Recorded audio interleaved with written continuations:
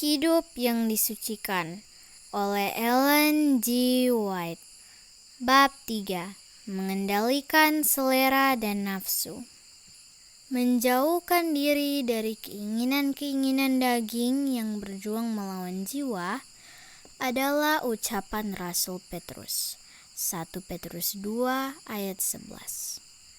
Banyak orang menganggap ayat ini hanya sebagai suatu amaran terhadap sifat tidak bermoral saja.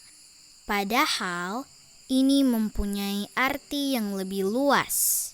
Di dalamnya termasuk larangan setiap pemanjaan selera dan hawa nafsu yang merusak. Janganlah seorang pun yang mengaku beribadah menganggap remeh kesehatan tubuhnya, lalu menyatakan bahwa hal tidak bertarak itu bukan dosa dan tidak akan mempengaruhi kerohaniannya. Ada hubungan yang erat di antara sifat fisik dan moral. Setiap kebiasaan yang tidak meninggikan kesehatan akan merendahkan anggota tubuh yang lebih tinggi dan lebih mulia. Kebiasaan makan dan minum yang salah membawa bencana kepada pertimbangan dan perbuatan. Pemanjaan selera menguatkan kecenderungan hewani melebihi pengaruh kekuatan pikiran dan rohani. Adalah hal yang tidak mungkin bagi siapapun untuk menikmati berkat penyucian sementara mereka mementingkan diri dan serakah. Banyak orang merintih di bawah suatu beban penyakit karena kebiasaan salah terhadap makanan dan minuman yang sungguh melanggar hukum kehidupan dan kesehatan. Mereka melemahkan organ-organ pencernaan oleh memanjakan selera yang salah. Kesanggupan tubuh untuk menolak sesuatu yang dibuat berlebihan terhadapnya sangat luar biasa. Tetapi dengan terus-menerus melanggar dalam hal makan dan minum akan melemahkan setiap fungsi tubuh. Dalam memanjakan selera dan nafsu, sering mereka yang mengaku Kristen sekalipun melumpuhkan pedoman alam dalam pekerjaannya dan mengurangi kekuatan moral, mental, dan fisik. Biarlah mereka yang sudah lemah ini mempertimbangkan apa yang diperolehnya. Sekiranya mereka hidup bertarak dan menjaga kesehatan, gantinya menyalahgunakannya. Bukan standar yang tak mungkin.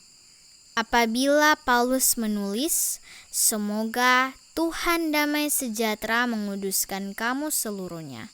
1 Tesalonika 5 ayat 23, ia tidak mengharapkan saudara-saudaranya mencapai suatu standar yang tidak mungkin mereka raih.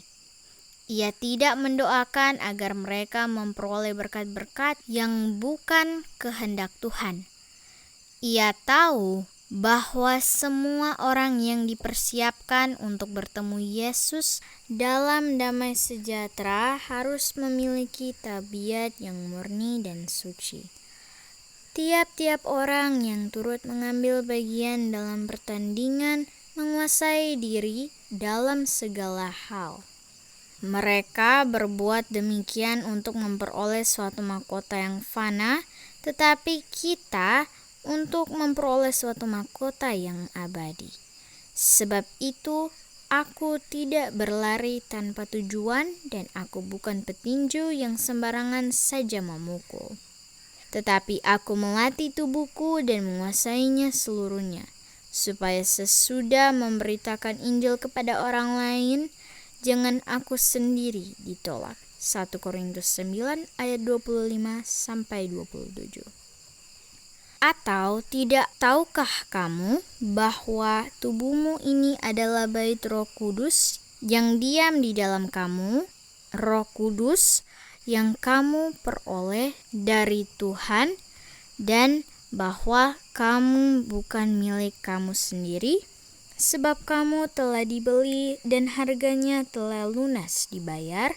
Karena itu muliakanlah Tuhan dengan tubuhmu. 1 Korintus 6 ayat 19 dan 20. Persembahan yang tak bercacat.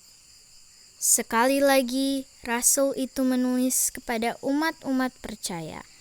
Karena itu, saudara-saudara, demi kemurahan Tuhan, aku menasihatkan kamu supaya kamu mempersembahkan tubuhmu sebagai persembahan yang hidup dan yang kudus dan yang berkenan kepada Tuhan. Itu adalah ibadahmu yang sejati. Roma 12 ayat 1. Kepada umat Israel dulu kala telah diberikan petunjuk khusus agar mereka tidak mengorbankan binatang yang cacat atau yang sakit sebagai persembahan kepada Bapa. Hanya binatang yang tak bercacatlah yang layak dipergunakan untuk maksud itu. Tuhan melalui Nabi Maleaki menegur umatnya dengan sangat keras karena tidak mengikuti petunjuk-petunjuk ini. Seorang anak menghormati bapaknya dan seorang hamba menghormati tuannya. Jika aku ini Tuan, di manakah takut yang kepadaku itu? Firman Tuhan semesta alam kepada kamu, hai para imam yang menghina namaku. Tetapi aku berkata, dengan cara bagaimanakah kami menghina namamu? Kamu membawa roti cemar ke atas mezbahku. Tetapi kamu berkata, dengan cara bagaimanakah kami mencemarkannya? Dengan cara menyangka meja Tuhan boleh dihinakan. Apabila kamu membawa seekor binatang buta untuk dipersembahkan, tidakkah itu jahat? Apabila kamu membawa binatang yang timpang dan sakit, tidakkah itu jahat? Cobalah menyampaikannya kepada bupatimu. Apakah ia berkenan kepadamu, apalagi menyambut engkau dengan baik? Firman Tuhan semesta alam. Kamu membawa binatang yang dirampas, binatang yang timpang, dan binatang yang sakit. Akan berkenankah aku menerimanya dari tanganmu? Firman Tuhan. Maleaki 1 ayat 6-13. Meskipun ditunjukkan kepada bangsa Israel dulu kala, namun perkataan ini berisi suatu pelajaran bagi umat Tuhan sekarang ini. Apabila rasul itu, Paulus, meminta kepada saudara-saudaranya untuk mempersembahkan tubuh mereka sebagai persembahan yang hidup, yang kudus, dan yang berkenan kepada Tuhan, ia menyatakan prinsip-prinsip penyucian yang sebenarnya. Hal itu bukan semata-mata suatu teori, emosi, atau sekadar ucapan belaka, melainkan sesuatu yang hidup, prinsip nyata yang terwujud dalam setiap kehidupan sehari-hari. Itu menuntut agar segenap kebiasaan kita dalam hal makan, minum, berbusana menjadi perlindungan bagi fisik, mental, dan kesehatan moral, agar kita boleh mempersembahkan tubuh kita kepada Tuhan, bukan sebagai persembahan yang telah dirusak oleh kebiasaan-kebiasaan yang salah, tetapi sebagai persembahan yang hidup, yang kudus, dan yang berkenan kepada Tuhan. Perangsang dan narkotik. Nasihat Rasul Petrus agar melepaskan dari keinginan daging merupakan amaran yang paling telak dan kuat terhadap penggunaan segala perangsang dan narkotik seperti teh, kopi, tembakau, alkohol, dan morfin. Kesenangan akan hal ini dapat digolongkan sebagai keinginan yang mengerahkan pengaruh merusak terhadap akhlak. Makin dini kebiasaan buruk ini dibentuk, makin kuat juga rantai perbudakan akan mengikat penderitanya. Dan tentu semakin rendah pula standar kerohanian mereka. Bagi orang-orang yang organ tubuhnya telah dilumpuhkan oleh pemuasan diri, ajaran kitab suci hanya memberi kesan yang lemah. Ribuan orang akan mengorbankan bukan saja kesehatan dan kehidupannya, tetapi juga pengharapan akan surga sebelum mereka sanggup memenangkan peperangan terhadap selera mereka yang menyesatkan itu. Seorang wanita yang telah bertahun-tahun mengaku hidup suci memberi pernyataan bahwa jika ia harus meninggalkan pipa rokoknya karena surga, lebih baik ia mengatakan, "Selama tinggal surga, saya tak dapat menghentikan pipa kesayanganku." Berhala ini telah tersimpan di dalam jiwanya, sehingga Yesus hanya menempati tempat yang lebih rendah. Namun wanita ini mengaku diri sebagai milik Tuhan sepenuhnya. Keinginan yang berperang melawan jiwa. Dimanapun berada, mereka yang sepenuhnya disucikan akan meninggikan standar moral dengan memelihara dan menjaga kebiasaan-kebiasaan tubuh yang benar, dan seperti Daniel, mereka akan menyatakan kepada orang lain suatu teladan pengendalian dan penyangkalan diri. Setiap selera yang dirusak akan menjadi nafsu yang membahayakan. Segala sesuatu yang berlawanan dengan hukum alam akan menimbulkan kondisi jiwa yang sakit. Pemanjaan selera menghasilkan kerusakan pada lambung, merusak limpa, mengaburkan pikiran, merusak sifat dan jiwa orang itu. Dan kekuatan yang telah dilemahkan ini dipersembahkan kepada Tuhan yang tidak menerima korban persembahan kecuali tanpa cacat. Adalah tugas kita untuk menyerahkan selera dan kebiasaan-kebiasaan hidup kita sesuai dengan hukum alam. Jika tubuh yang dipersembahkan ke atas mezbah Kristus diperiksa dengan cermat seperti korban yang dipersembahkan bangsa Yahudi, siapakah yang akan diterima? Betapa perlunya orang-orang Kristen secara cermat mengatur kebiasaan mereka agar mereka boleh menjaga setiap organ tubuh tetap kuat demi pelayanan kepada Kristus. Jika kita mau disucikan, jiwa, tubuh, dan roh, kita harus hidup sesuai dengan hukum ilahi. Hati tidak dapat memelihara kesucian kepada Tuhan, sementara selera dan nafsu dimanjakan dengan mengorbankan kesehatan dan kehidupan. Mereka yang melanggar undang-undang kesehatan pasti merasakan akibatnya. Mereka begitu membatasi kesanggupan mereka dengan nyata sehingga mereka tidak dapat melaksanakan tugas kepada sesama dan gagal sama sekali memenuhi tuntutan Tuhan. Ketika Lord Palmerston, Perdana Menteri Inggris, diminta oleh pendeta Scotch menetapkan suatu hari puasa dan doa untuk menghindari penyakit kolera, jawabannya sangat tepat. Bersihkan dan rapikanlah jalan-jalan dan rumah-rumahmu.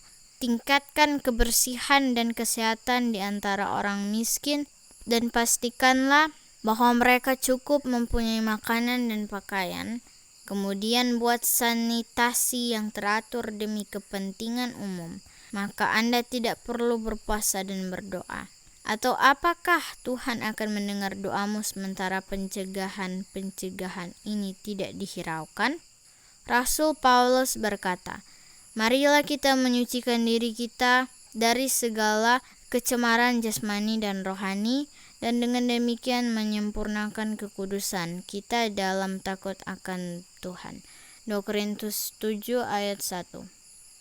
Untuk mendorong agar kita menikmati kebebasan kesucian yang sejati, dia berkata, "Demikianlah sekarang tidak ada penghukuman bagi mereka yang ada di dalam Kristus Yesus." Roma 8 ayat 1. Ia meminta orang-orang di Galatia, "Hiduplah oleh roh, maka kamu tidak akan menuruti keinginan daging." Galatia 5 ayat 16. Ia menyebutkan beberapa keinginan daging, penyembahan berhala, kemabukan, dan sebagainya. Ayat 20 dan 21. Dan setelah menyebutkan buah roh, di antaranya ialah pertarakan atau pengendalian diri, ia menambahkan, "Barang siapa menjadi milik Kristus Yesus, Ia telah menyalibkan daging dengan segala hawa nafsu dan keinginannya. Ayat 24. Tembakau. Yakobus mengatakan bahwa hikmat yang berasal dari atas pertama-tama murni. Yakobus 3 ayat 17. Jika ia melihat saudaranya merokok, bukankah ia akan mencela praktik itu dari dunia, dari nafsu manusia, dan dari setan-setan? Ayat 15. Pada zaman terang Kristen ini, betapa sering bibir yang menyerukan nama Kristus yang indah dicemari oleh air liur yang berbau tembakau, serta napas yang dikotori bau busuk tembakau. Tentu, jiwa yang menyukai kekotoran seperti itu pasti akan tercemar juga. Sementara saya melihat orang-orang yang mengaku menikmati berkat penyucian sepenuhnya, sementara dirinya sendiri diperbudak oleh tembakau, mencemari segala sesuatu di sekelilingnya, saya berpikir, bagaimana jadinya surga dengan para pengguna tembakau di dalamnya? Dengan jelas firman Tuhan menyatakan bahwa tidak akan masuk ke dalamnya sesuatu yang najis atau orang yang melakukan kekejian atau dusta. Wahyu 21 ayat 27. Bagaimana mungkin orang yang memanjakan kebiasaan yang rusak itu berharap masuk ke sana? Orang-orang yang mengaku beribadah mempersembahkan tubuh mereka di atas mezbah setan dan mempersembahkan korban tembakau kepada iblis yang mereka tinggikan. Pernyataan ini tampaknya keras, bukan? Sesungguhnya persembahan itu diberikan kepada berhala-berhala. Karena Tuhan suci dan bersih, Dia tak akan menerima sesuatu yang rusak. Ia juga pasti menolak korban yang mahal, kotor dan tidak suci ini. Karena itulah kita menyimpulkan bahwa setanlah yang menuntut kehormatan itu. Yesus mati untuk melepaskan manusia dari cengkeraman setan. Ia datang untuk membebaskan kita oleh darah pengorbanannya. Orang yang telah menjadi milik Yesus Kristus dan seluruh tubuhnya menjadi kediaman Roh Kudus tidak akan memperbudak dirinya dengan penggunaan tembakau yang merusak. Kesanggupannya akan menjadi milik Kristus yang telah membelinya dengan harga darah.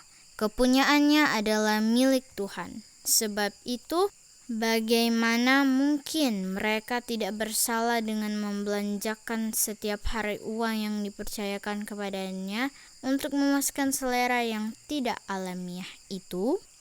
Suatu jumlah uang yang besar diboroskan sepanjang tahun untuk pemanjaan ini. Sementara jiwa-jiwa sedang binasa karena kelaparan firman kehidupan. Dengan menggunakan tembakau, orang-orang yang mengaku Kristen merampok Tuhan dalam persembahan dan persepuluhan dengan mempersembahkan di atas mezbah nafsu yang menghancurkan itu.